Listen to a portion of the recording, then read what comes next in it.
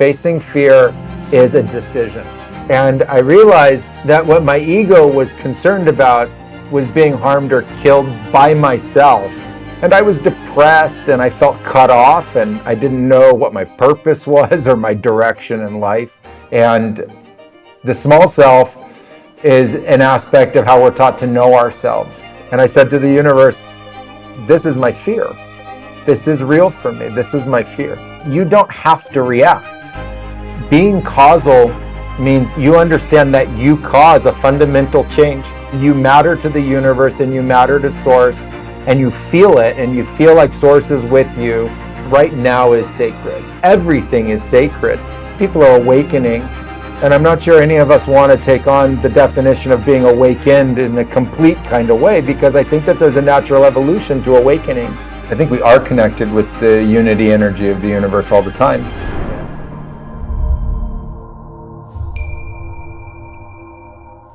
All right. Hey, Maestro Hamilton, welcome to the show. Alexander, thanks for having me today. Yeah, super excited to get to talk to you and learn about your journey. To start with, how do you connect with the unity energy of the universe? I think we are connected with the unity energy of the universe all the time.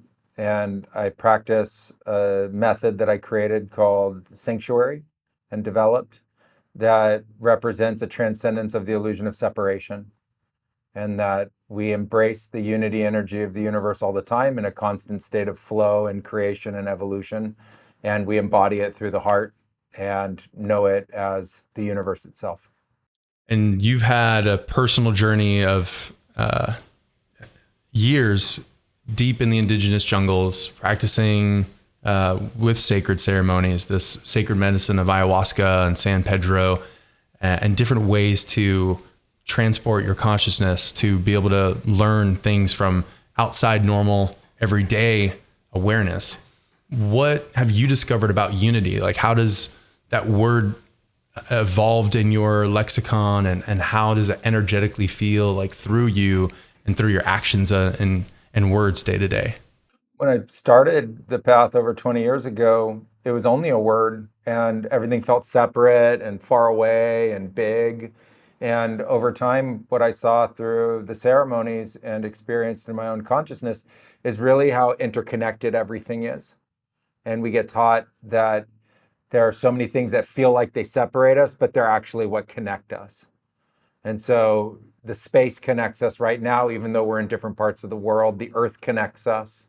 It's not the earth is separating us. The earth is what's connecting us. Life connects us.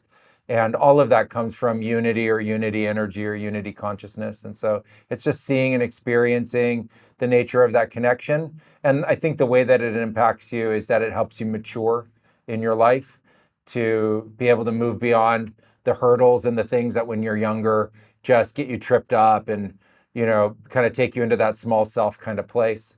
And unity consciousness just helps you transcend that and see a bigger picture and know that you're part of something much bigger than yourself. So that small self consciousness, the separation that we go through, if we're attached to the seamless fabric of the universe, the entirety, yet we still have moments of difficulty, the expression of ourself, the words that come out, the thoughts that arise, the way we react in situations. What's the purpose of the capacity to fail or to fall short, and how is that reconciled in your worldview? I start from the perspective that there's a phenomena associated with coming into incarnation, into body and life, that just has this tremendous amnesia with it. And so we forget the bigger picture and everything becomes really small for us and really focused. And that's a maturation process from going from an embryo in your mother's womb to being a baby, to then growing through childhood and adolescence and then adulthood. And so I just think it's a natural progression, and along the way you know yourself in different ways. And the small self is an aspect of how we're taught to know ourselves. It's a cultural phenomena, and it's part of our development, but it's also part of our development to mature out of that and wake up. And there's a tremendous movement happening in the world right now around waking up to more expanded understandings about ourselves. So I think that that gives you this path of development where you can learn from all of the different ways that you just don't understand yet, really how the world works and what you can accomplish and where you're going in your life. And so that's where these learning opportunities present themselves. And we live in very complex society, so we get a lot of those because we Yeah. get a lot of opportunities to think we know where things are going, and it turns out to be a little different than we were thinking. But it's a growth part of being alive, and it happens over a very short part of that unity time. A lifetime of even 80 or 100 years is just a flash of light to billions of years of universe. Can you outline some of the journey that you've been on and the stories or moments maybe that have enlightened you to realizing that and reconciling that separated self, like through your journey of how you discovered like who you were going to become and your adventure down into the Amazon? Well, I think like many, I started the spiritual path from a place of tremendous isolation and separation within my consciousness. I thought everything was separate. And I was depressed and I felt cut off and I didn't know what my purpose was or my direction in life. And so it was that nature of deep emotion and feeling that was driving that early part of my life in my early 20s. And I think I was lucky to be called forth in spirituality very young. It kind of went right from college and then down to the Amazon and into plant medicine.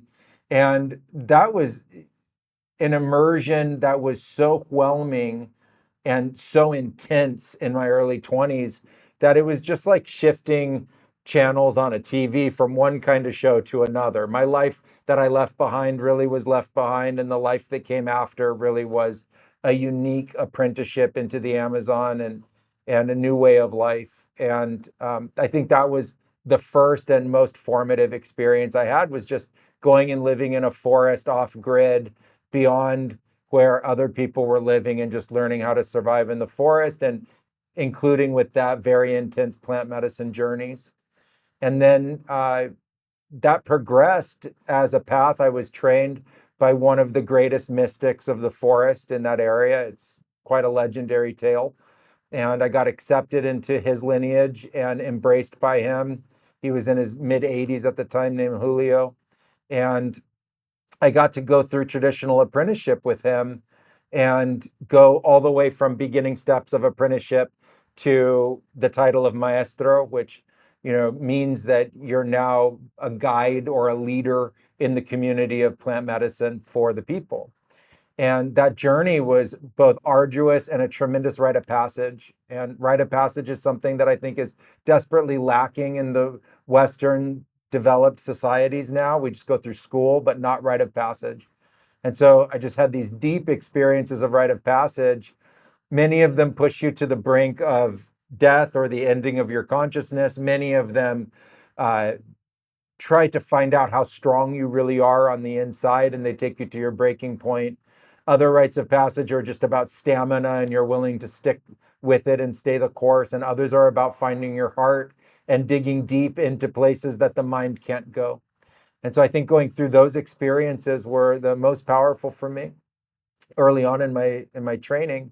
And then I started to become an adult, and plant medicine was part of that journey. And so I think that the journey to adulthood was equally transformative and important in showing me that there's this deep evolution to being alive, and it's not just how we frame it in our mind. There's something very important in the transitions that we go through in our lives, including into older age, where the elders of the society still carry the wisdom going forward. And that showed me the true arc of life and unity consciousness and source in another way. So what's the insight that you've got of how we're evolving in modern world today?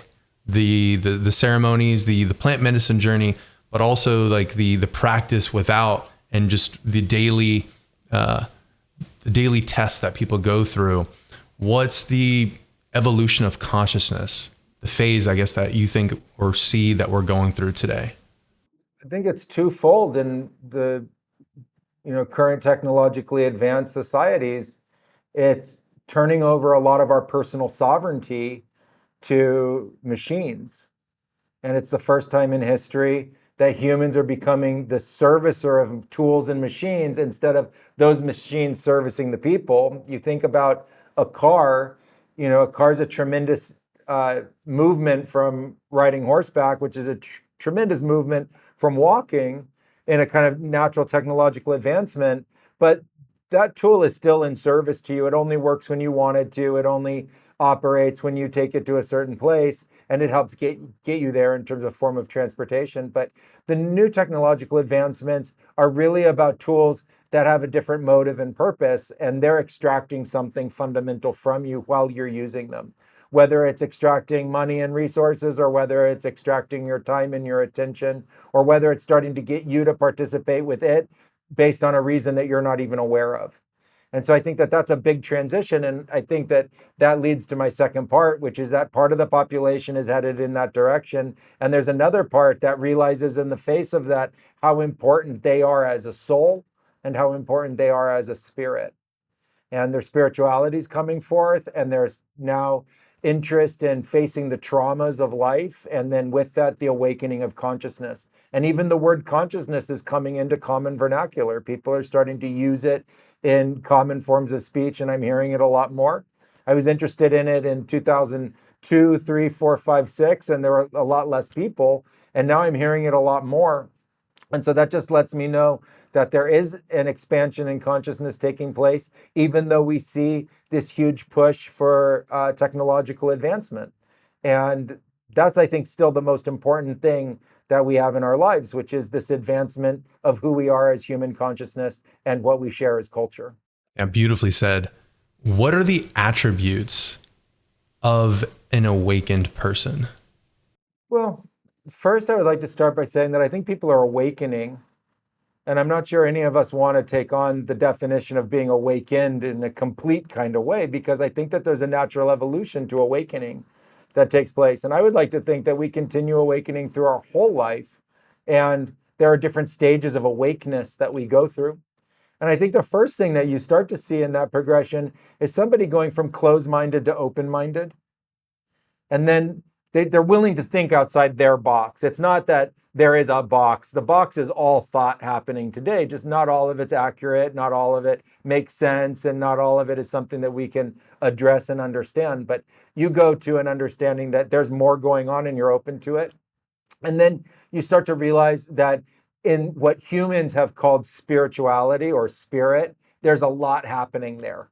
And so you become more open to that. And then that naturally leads to usually some kind of journey or path. And you'll find that the people that have gone through awakening are on some kind of path or journey themselves. They have a practice, they've been doing it. Even if they've had the kind of a spontaneous moment of awakening, there's still a lot of integration that goes along with that. Or they've had plant medicine experiences and they've seen a lot more, but now they're really integrating and making it real in their lives.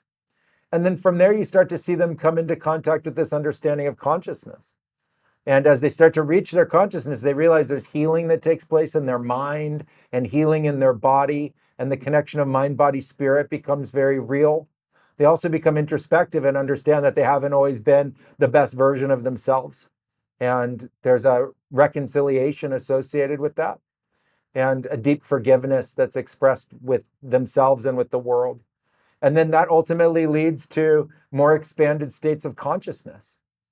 Oneness comes in, unity starts to become real, source becomes a core component of their understanding, or even what people call God starts to really open up for them in a real way, not just in a belief-based state, but in a experiential kind of state. And with that comes these expanded states of awareness.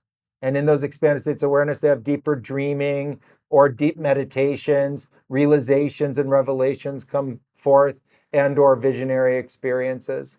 And they can relate that information to their lives. It's not ungrounded. And so ultimately, the people that get to the highest levels of that are people that are considered masters of mysticism or shamanism or spirituality of different kinds. And it's really because they've put in the years of effort into understanding this miraculous awakening and evolution that they're part of. Is that, like, as you walk around, if there's one person that's agnostic, let's say, or doesn't believe there's a higher power, are they moving through reality without a sense of the expanded awareness? And then another gentleman walking by is so expanded, so they're feeling beyond the sense boundary of their skin, like they're feeling like there's a purpose or a level of integration. I guess, like, is there ways to describe what it means to feel expanded, or the process of expanding, and how you move through the world and what your energy frequency feels like, or how it's being transmitted or communicated? I think that first, that's a great question. And I think I'd like to try to answer it in the felt sense.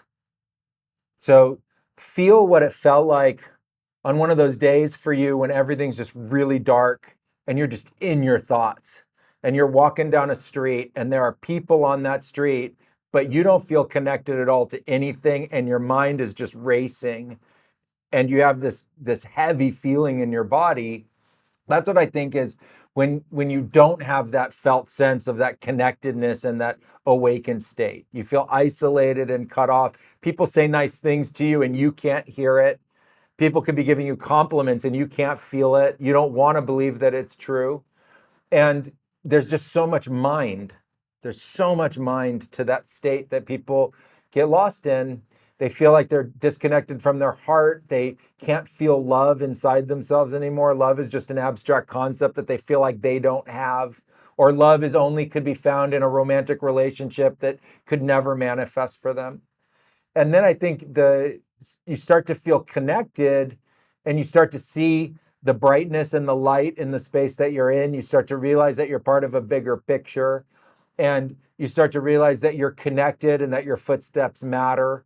And you start to realize that it's not just your thoughts. Your thoughts are only a point of view. And then you start to realize, wow, there's something here, not out there, not somewhere else, like on the other side of outer space or something, but there's something right here with you that is a kind of higher power, and you can tap into it. And I think the people who understand that tap into it in a real way, and they learn to harness it. They learn to harness it for their own grounding, stability, and balance in their lives. And they also learn how to harness it to create opportunities and to seize those opportunities that might otherwise not happen. You just said a really powerful phrase that I have never heard before, that you walk around as if your footsteps mattered. And what comes across is the feeling of like illumination, where like you have an activated pressure, you have an activated focus of being a part of spirit and meaning it. I don't know if that makes sense. It's almost like to be of spirit or to follow, like doing the right thing. And when you mean it, it's almost like you fill completely, or you evolve past the contraction, which you detailed earlier, the ego, the thinking mind, the isolation, the separateness. Does that make sense? Or is there like, I kind of interpreted that there's like a very deep wisdom in what you just said. Well, thank you. First of all, thank you. And yes, that's exactly what I'm referring to, that when you have that sense feeling that you matter, and you really do, you matter. And I know it's like a play on words. You matter in a physical sense, but where did that matter come from? The matter is one of the most mysterious things in this universe. Like how did we embody being alive? And some of us just feel like we're just stuck in ourself and we're just going through the motions and we don't feel like we matter. And then that's this sense of importance, but not ego, like you're trying to put on airs to act like you matter, but actually your presence and existence is important to spirit, and you matter to the universe, and you matter to source, and you feel it, and you feel like source is with you. And the people I know that embody that walk with a tremendous kind of empowerment. They have sovereignty within them that others don't seem to experience. And I think that that's something to highlight about the value of tapping into this resource for your spirit and for the way that you approach how you live your life. There's a concept in the Kabbalah called, and in many other traditions, the cause and effect principle, where rather than being the effect and responding to stimuli and being under the pressure of our ego or of our mind, that's speaking in a way that's not honoring the totality of who we know we are, like our soul. Being the cause, how do you interpret being the cause? Is that the same as we're talking about, where our footsteps matter, where we imbue with our presence and with our auric field that we are the cause of our experience, or aligned with a deeper part that is that principle in the universe? I do think so. Being causal means you understand that you cause a fundamental change. And I usually refer to it as a form of creation. You create. You create movement, you create thought, you cause movement, you cause thought, you cause words, you cause change everywhere you go and what you do. And there are people that are conscious of that. They're conscious of the impact that they're making, and they're harnessing that causal nature. And that's fundamental to practicing plant medicine. It's fundamental to creating art. It's fundamental to being an entrepreneur. You understand that you're going from something that wasn't there and just in front of you just to grab and take or consume. You're actually going to fundamentally change the space around you. And in doing so, you're going to change yourself. And I think harnessing that causal capacity is essential to transcending the notion of being the effect of life. A lot of people treat life as if life's happening to them, someone else is doing it to them, and they have to be in a constant state of reaction. And the first step to that I'd like to share is an understanding that you don't have to react to anything, even though in our culture, it's a kind of game of like, who's got the tiger by the tail? Someone says something that's provocative and another person has to react. Someone has to react to the reaction to say something more provocative. And you can actually learn to become the observer of that and not actually have to react, but rather reserve your causal action to the cause that you want. Maybe the cause is to play the game, and maybe the cause is to create something different, but you can sit in that space and transcend that nature of having to be reactory, especially if the reaction that you would cause or the reaction that you would create is a kind of inherent smallness or negativity within yourself. So with that in mind, that we can opt to be more of the causal and not react, how do we move from your experience and all of your wisdom that you've discovered and integrated? Where's your focus when you're each moment? Do you have an intention? Are you tapped into desire or your willpower? Or are you focusing on something like coming from a giving place? Or where do you attribute your consciousness, the seat of your consciousness? So in our lineage, we understand that the seat of our consciousness is a column of light or column of energy that runs through you.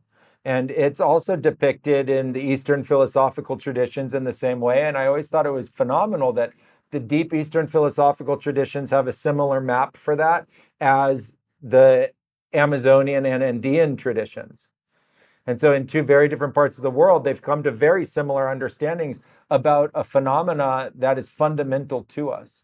And we understand that the epicenter, like the nexus of where you are consciousness and I am consciousness, comes together in these energy centers through the body. And we understand them as having a fundamental meaning to our relationship, to our life, and to our experience, and to that causal nature.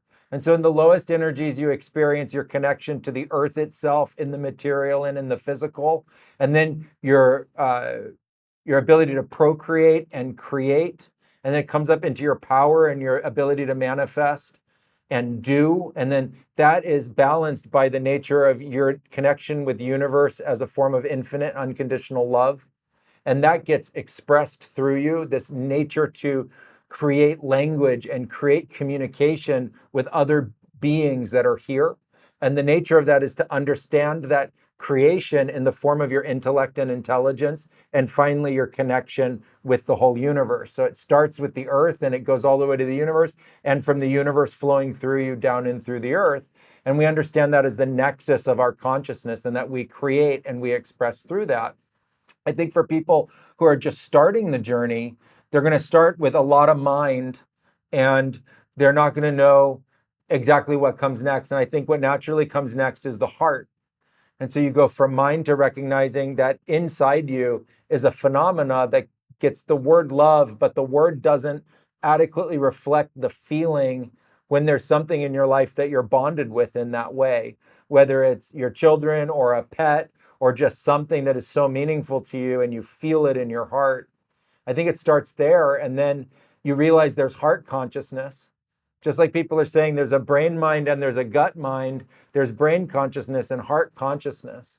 And that when you experience heart consciousness, especially when we're younger, it's like our mind consciousness gets overwhelmed by that. I think that's a great example when all of a sudden our choices change and feelings change. And so we know this, we know this effect of this consciousness within us. That starts to open and awaken. And with that comes your connection with the all or with source or unity. And you can feel the nature of that connection. And then from there, it naturally progresses. If you want it to, you use your causal nature to help it progress. Interesting. In the Kabbalah, that has the tree of life, and there's also columns up the sides. So like the Eastern philosophy or in your tradition, center column, do you also have polarities or opposites that exist on the sides that you have a reconciliation or you hold at the same time, like balancing a paradox? I think ultimately from that perspective is you find that as you go through the journey, that the energy moves around you and through you constantly, and it emanates out of you constantly. And so it's coming through your core and it's emanating out. And then you learn to balance that energy through the nature of your own maps or understandings. And they often get presented in a form of a polarity that you learn to reconcile and you find balance with. And so I think that that is also common amongst most of the traditions.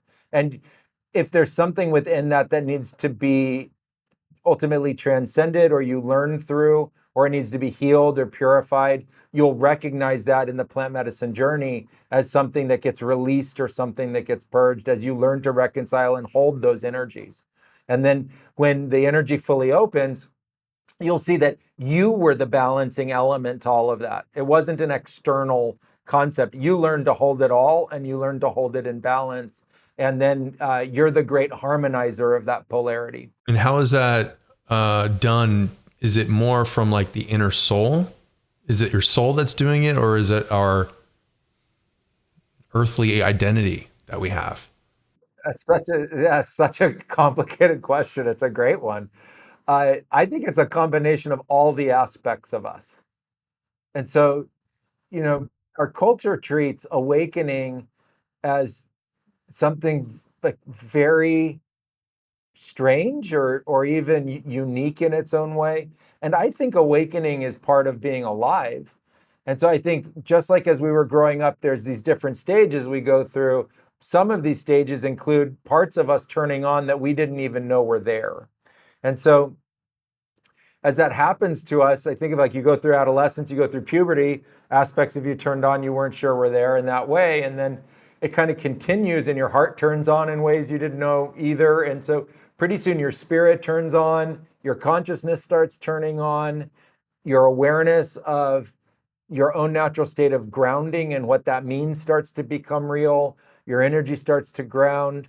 And, you know, if you're in a meditative practice or a plant medicine practice, there's a great expansion that happens during that time.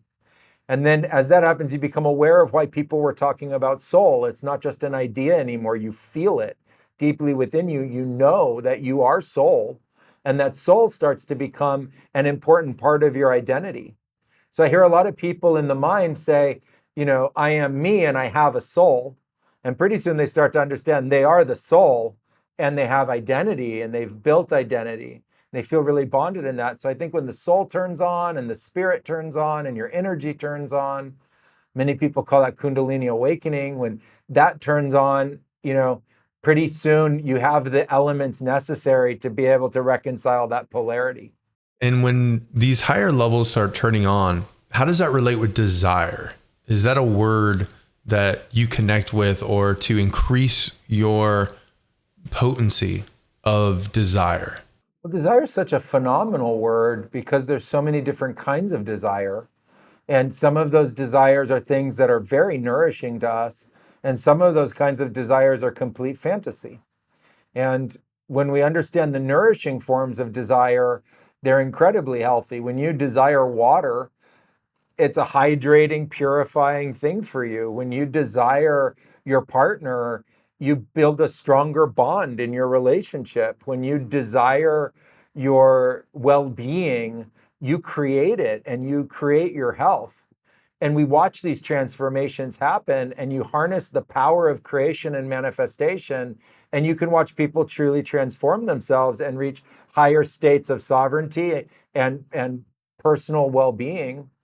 And so I think that that kind of desire is incredible. And along the way, especially in our culture that sells another kind of desire that's very fantasy oriented, we have this lurking nature about fantasy and wanting something that's completely unattainable and wanting something that is just, an imagination that's within us. And so I think we need to be careful about that understanding so that we can continue to desire the evolution of our consciousness and seek it with a kind of sovereignty within us and love within us for that. And it can help us make better and better choices. And I really appreciate the nature of teachings that share at this point the importance of your choice, because the choices that you make that come from that place of desire, you think, like, I want something, I'm going to go get that thing. I have a desire for something, I'm going to go get that. When that alignment takes place of desire for things that are really good for you and helpful to you and building of you, that's how you achieve your success. Right. And then I guess it's figuring out the frequency or the feeling where that desire is coming from, also interpreting how that desire, what accomplishing that desire or obtaining it. Because like you just mentioned, there's bad desires for us, but there's a whole array of positive desires. And by desire, it's like how we move through the world, how we decide to do things, what's going to fill our soul's purpose. What's our mission? Like, what do we wake up to do? How do we treat the people around us? Do we desire to be a good-natured person or someone of not good intentions ultimately? Exactly right. And I think that coming into that place of understanding of purpose and mission is key. I know it's hard for people because they want to say, well, what's my purpose? I say, well, purpose doesn't just come in an idea like that. Purpose is a much deeper phenomena. And it's tied to that word that you mentioned, mission, which I think is so important, which is a direction that you have in your life, something that you're so dedicated to, you're willing to stay the course and go through the thick and thin of what it takes to bring that into the world. And so I think that's where in the journey, purpose comes in really strong. And it requires both, I think, a kind of willingness to go into the unknown to really understand our purpose and awaken mission. And it's also a willingness to recognize that in our relationship with the universe, our purpose is something much greater than the way we would have just thought about it with an ego. Our purpose is also a purpose of existence. It's a purpose of being part of the universe. It's a purpose in this unity consciousness and relationship with Source. And so it's not just a role in life or a kind of job or career. It's all of it combined. And then we learn that we're living it. And so I think that's where that part of the journey really comes forward. And it's worth taking some time to let that really blossom.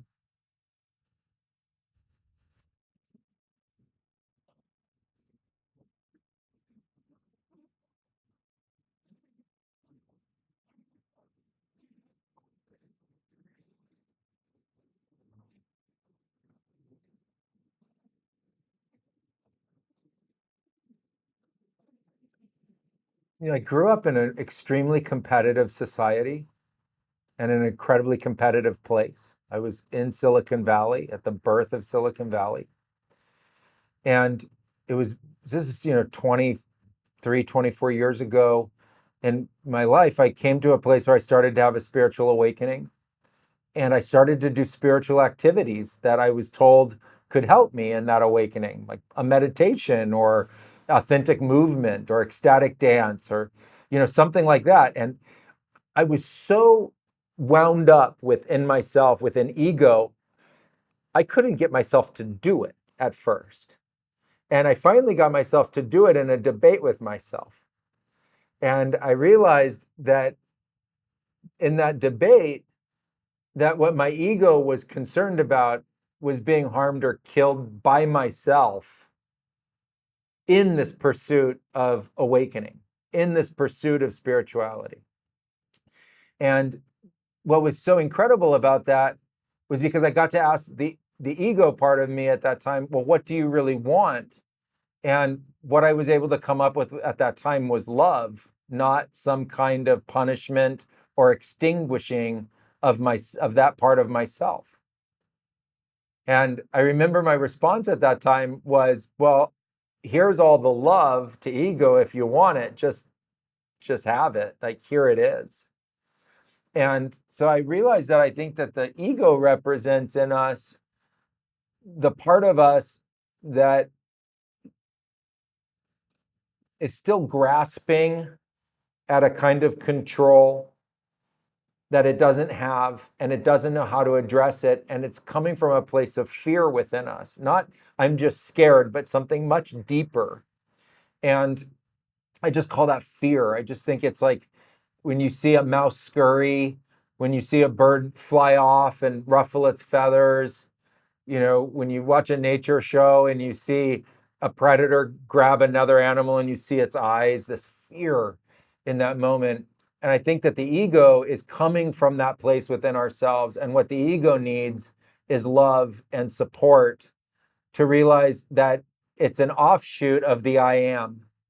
And you need the I am consciousness. You need your centered awareness to be able to navigate. But you don't need it to be thwarting you or thwarting others.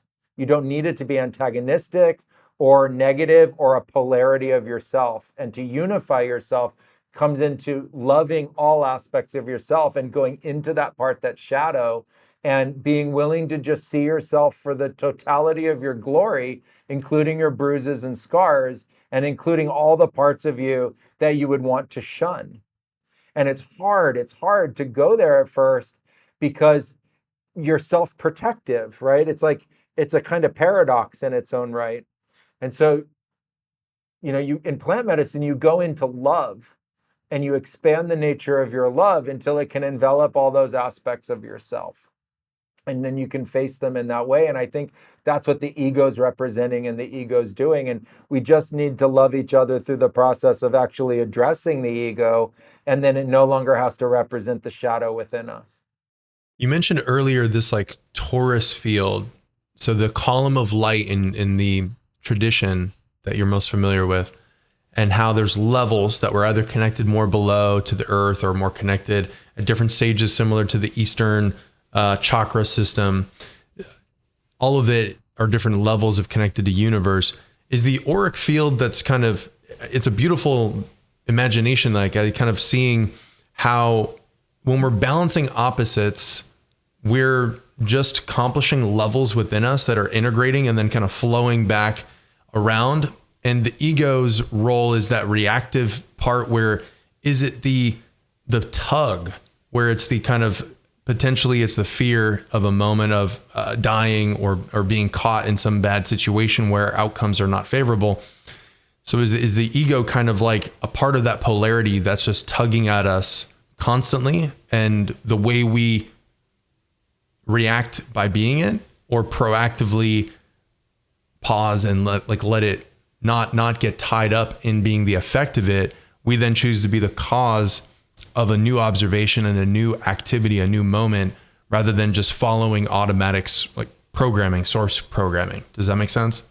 It does. Like, when you see balance boards and you see someone trying to balance it, they're never balanced. I think of that force trying to balance is always triggering the ego within us. And you feel this thing you're just not in a state of harmony and balance yet. And, fundamentally, I just think that's okay. It's just representative of where we are in the nature of our own development and path.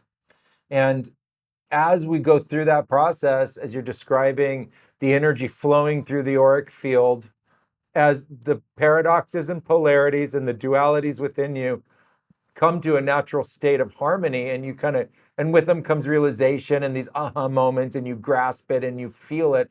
As that starts to happen, more of that energy field opens. And it's just, that's the outcome of it. It's natural, just like a flower blossoming is, or the sun rising and shining its light, that's natural part of this. Your auric field opens naturally and the energy from within you flows through it, not just in toroidal sense, but just an emanating sense. The energy is flowing through you in all directions and you're emanating it in all directions. And so it can look around the body very spherical. It can look like how a light bulb can shine light in all directions, or how the sun shines light in all directions. And so as that happens, yeah, you face these different aspects in your awareness that are represented in ego. And we're fast. We have to understand how fast we are as people in our minds. We can catch ourselves as we invert back in a reflection of ourselves, kind of in the hall of mirrors. We can be the ego and not be the ego at the same time. We can hold multiple states and represent who our true self is. We can be in a lower self and a higher self at the same time. We have to recognize that that's happening within us. And that's an aspect of our mind and consciousness syncing.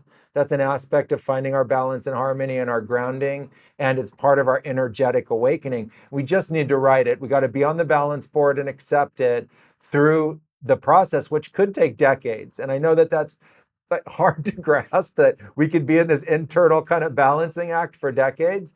And the traditions say it just works itself out that way. And I would recommend everybody who's interested to just give themselves that much time. Because when you expand the timeline, now as you're addressing the nature of ego, you don't have that compression that it has to happen right now, that can't happen right now. It's like, no, this is a process, just like growing took years. This is a process that the intention will be there all that time. And naturally at some moment, those parts are going to sink and it's just going to feel really good when they do. That's amazing. Well said. Could you paint the picture of the most powerful moment that you have wielded nature or witnessed nature being wielded? Well, with that, I would like to say that the nature wields itself in the most powerful ways every day. And I think the people that I've seen wield nature the most are so attuned to nature. They spend time with nature and revere it and love it and understand how the wind blows and how the sun shines and what the thunder does. And they have this powerful reverence and relationship with nature. And I think that relationship is available to everybody if they want to go and experience it. In that syncing with nature, I think the most beautiful expression that we see often is in ayahuasca plant medicine ceremonies, where the leaders of the ceremony can get into such a flow state with the song of the forest that is being sung by, could be millions or billions even, of insects and frogs and birds and the rustle of the leaves, that they can actually get the forest to sing with them. So it's not background noise to a singer, but pretty soon you start to hear that the crickets and the cicadas and the birds and the frogs are in sync with each other and with the maestro in the ceremony. And as the maestro moves, they move. The syncopated rhythms come in to the shakapa or the drum they're using. They become a single wall or emanation of sound together. And that's an immaculate form of wielding nature that I've seen often. Yeah, that's so beautiful. I can imagine that is a sight to see. The unison reminds me of this moment in Tarzan, the old Disney movie, where he's chasing and he's trying to catch, I believe her name is Jane, the damsel in distress.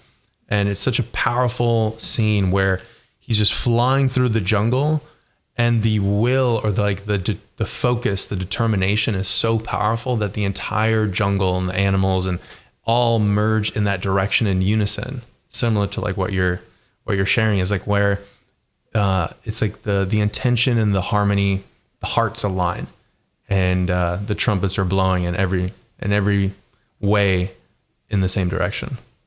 It's exactly right. I think that, we live in the isolation of our own choices and our mind. And so if we take the choice to align ourselves with nature, that's when we can really experience how we're plugged in. I think we're plugged in all the time, but when you use your mind to move and guide yourself independent of the nature around you, which we can just do, we can just choose a path and just walk or run or, get in a car or kind of do whatever. We have the ability to do that. We lose sight of the fact that the nature is there all the time and we're within the nature all the time. Often it feels like we're on the earth instead of like fish being in the ocean where they're surrounded by the ocean in all ways. We're surrounded by the nature all the time, even if we're in an apartment or we're in a busy city. That's how we've transformed the nature. And having that deep reverence for what we call Gaia, for just the planet itself is the way that we make that connection and sync. And on your regular consciousness and how you flow through your day and in conversation, do you have a level of your attention on the greater field of nature, your surrounding nature, and the larger nature of the planet? I think over time, you can develop an ability to recognize the nature all the time.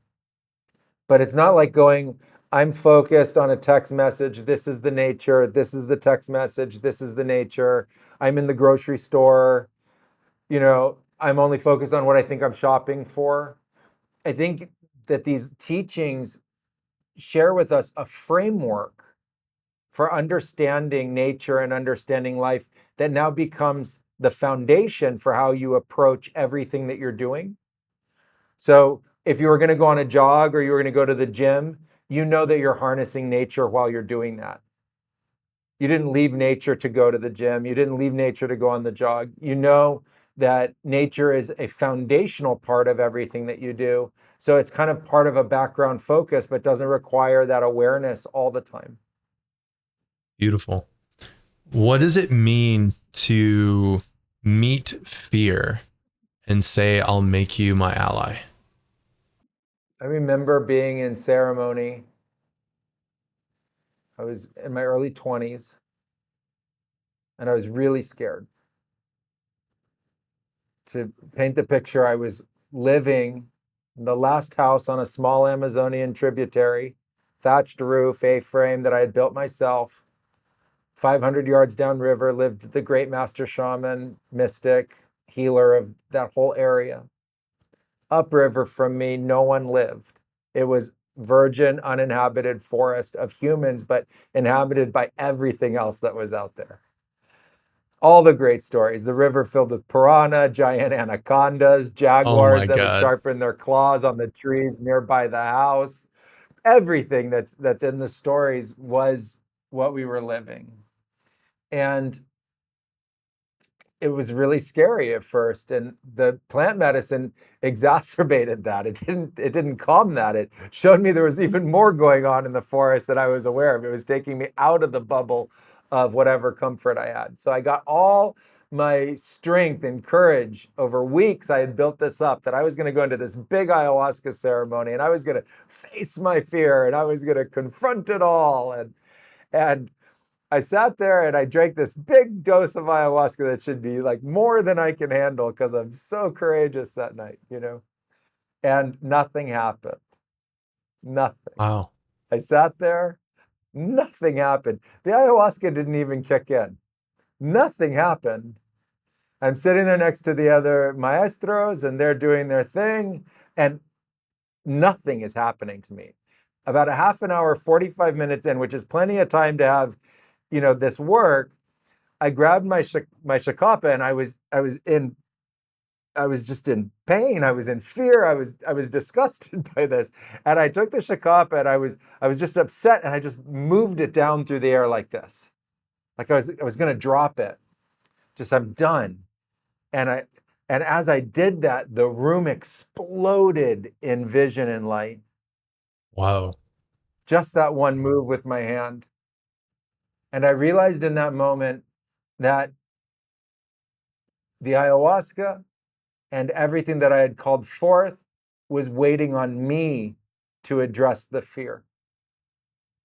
And I had thought that I had gotten up my courage, so all this extraordinary, magical, mystical stuff could do this thing to me, and I could get over my fear.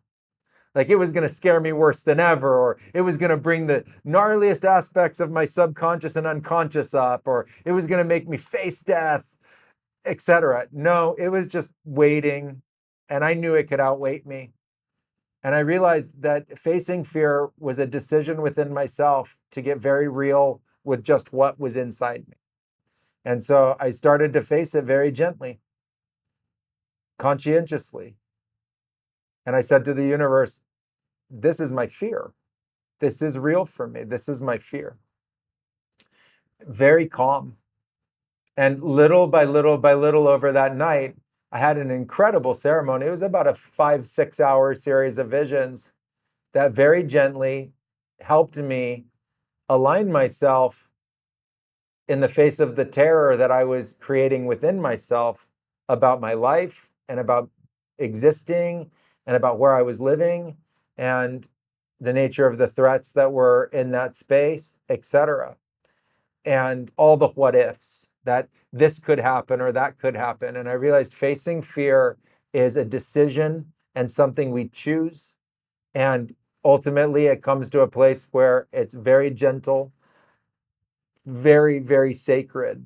And little by little through that process, I realized I just didn't need to create fear around those thoughts anymore or around those feelings. And that I was a lot safer than I thought I was. I was doing a much better job than I thought I was. And that I was truly my own worst critic. And I needed to just calm way down about it and let spirit and let energy and let unity express itself through me. And that started a process that lasted many years of just being willing to face fear and learn to turn it off or learn to turn it down. And now I just call that calming way down. And I say to people in our ceremonies now, hey guys, look, we just need to calm way down. We have brought this fear way up. That's our doing. Let's just bring it way down. Let's calm this way down now. And we learn that there's, the big dial of creation to turn fear up. And we also learn that that same big dial can turn it down. So the pressure to calm way down. I love the phonetic, the way it sounds too. If you can like really push or press into like let's calm down. When you think about the inner opponent, like that fear that you've gone through, is there any other skills, any other techniques that you found, like calming way down, that you found that really helped you? I learned that we have a lot more time than we like to think. And that when you understand that you can take time. So often when we have a lot of fear, we get agitated. And in our agitation, we can become frenetic. And then we make more mistakes, even if that's just trying to get dressed sometimes. You just can't get the button on the cuff done. You just got to get out the house. You just can't get the button on the cuff. Like, give yourself 5 seconds to just do the button. Don't think about anything else. Focus, calm way down, right? It could be the thing with your kids, where the kids are doing something that just exacerbates you. And instead of just, you got to just give it a few seconds, find your own center and address the nature of what's going on. So I think we just have more time than we think, and it usually only takes a few seconds to be able to make our choice and decision about where we're headed with something. That helps a lot. In that process of fear, we start to take shallow breaths. And it's really important to teach ourselves to take really long, slow breaths. And I know that there's a lot of techniques around that, and there's a lot of kind of mind-based impetus and control over that, like box breathing, etc. But this kind of transcends that, and it's really simple. It's just you learn to start to take deeper breaths, really slow, to your own satisfaction and good feeling, and a really long exhale, same, to your own satisfaction and good feeling. And so you're not thinking about anything. You're not counting. You're not focusing. You're not thinking in nose, out mouth, out nose. It's just the breath itself. It's the expansion of your lungs and your torso and getting into the back and the bottom part of the lungs. And when you do that and you feel it all the way into your back, there's a natural tension that's released. And that's really helpful, incredibly helpful. Grounding practices, I think, are also very helpful. And the simplest one that I like to use is feeling your body. So it's getting out of the mind by feeling your body. Sometimes you need to do something that creates a feeling, like a friction, or you can bounce in your chair to feel your weight. But the idea is that you turn thinking into feeling, and you feel the weight of your body, and you realize that that is a phenomena of gravity. And gravity is a really unique phenomena because the same gravity has been constant in your life. And so you learn to feel that presence. So with deep breath, feeling the body, right? Taking a few seconds and reminding yourself that you can calm down. When you combine those together, you'll neutralize fear, you'll neutralize anxiety. Same thing with the adrenaline that runs through you after something happens, after you get startled. And those have been really helpful. And if you're in plant medicine, they work incredibly well. Powerful. Thank you for sharing that.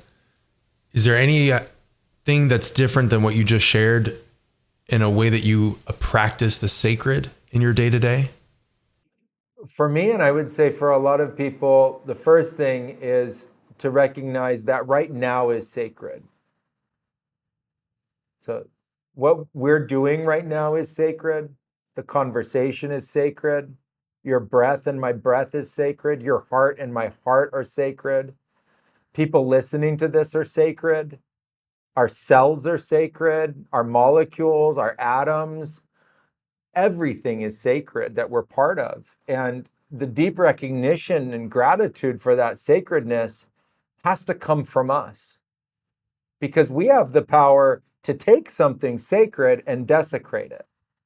We have the power to flip on that thing and become the agitator or the predator on that thing. So that's up to us, and it's a sacred role to appreciate the sacred, in the feminine, in the masculine, to appreciate it in architecture and in the buildings, in the spaces and the technology, the sacredness in nature, and the sacredness of what it is to be planetary, to be earth-based, the sacredness of who we are, the sacredness of our body. And so the first thing we have to do is just recognize that right now is sacred.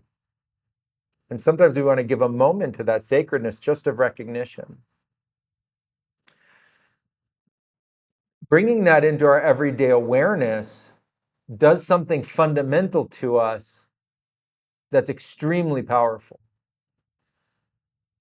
because it helps you stay aware of your connection to that unity consciousness that we described at the beginning of the conversation. And it's the whole universe communicating to you in the idea that your footsteps matter, that this sacredness is extended to you, that the sacredness of the universe is extended to you in this divine gift of existence and miraculousness that it is to just be alive. And so that sacredness doesn't stop at us. That sacredness flows right through us, and we harness it. And so we have to recognize it in our mind. And it's so easy to get hypnotized and forget. And so we have to remember. And it's so easy to get stuck in the phones and get agitated. And so we have to remember that even that experience in the phone is sacred, to awaken the sacredness again within us.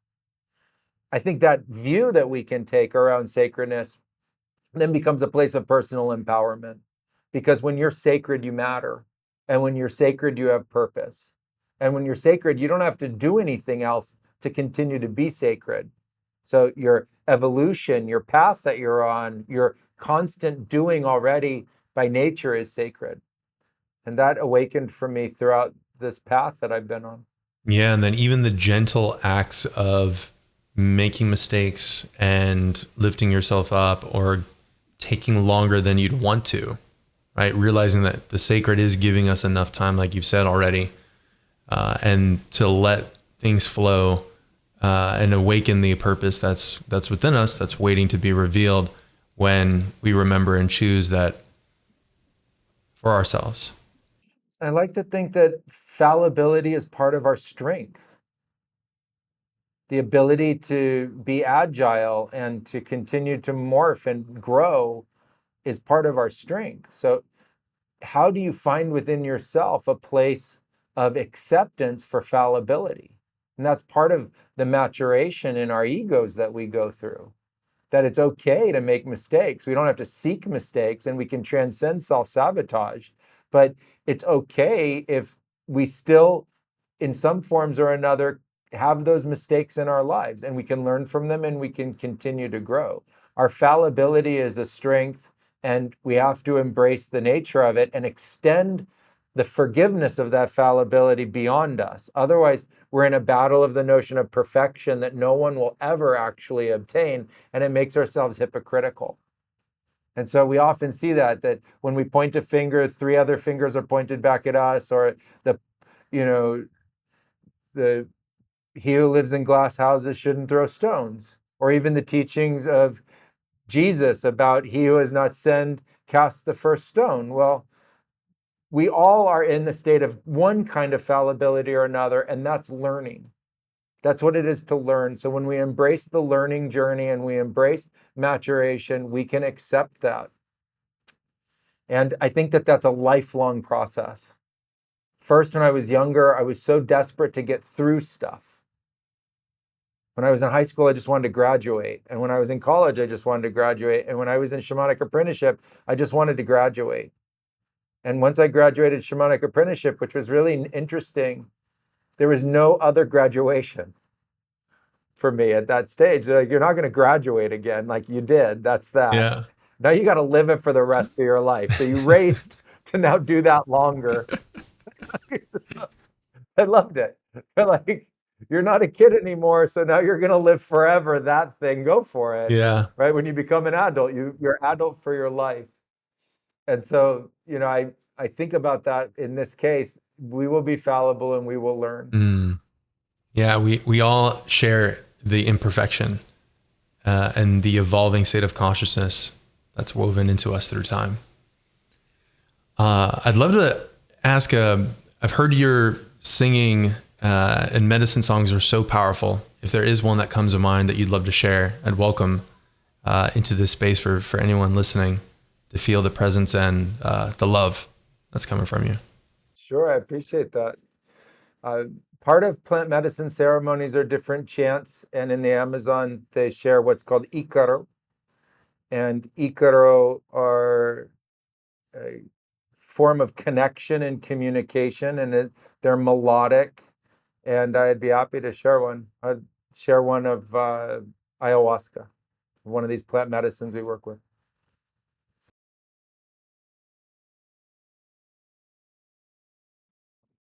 Hey, na, na,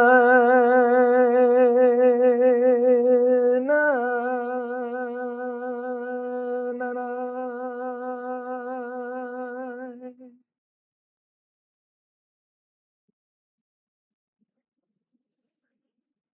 Ah,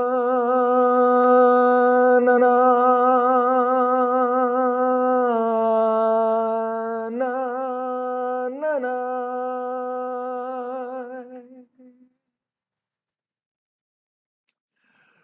Tronco y manda cielo sin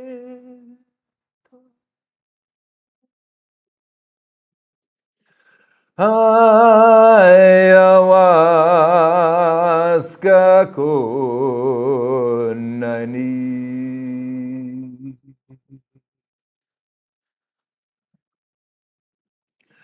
Cielo sin do ayahuasca.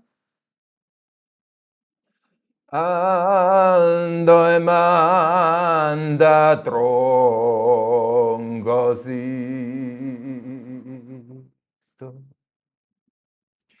Pundai mandai kogoji.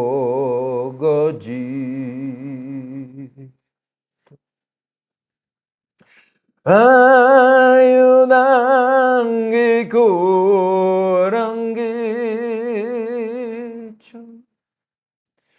ineria universo. Pundai mandai congogito. Flor se tangue choi ni.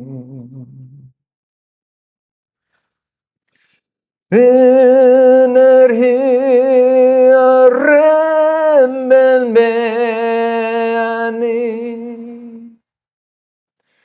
Shungo en corazón, mama e adi. Illuminan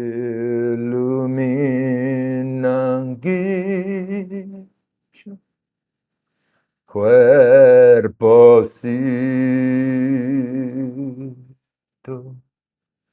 cielo ayahuasca.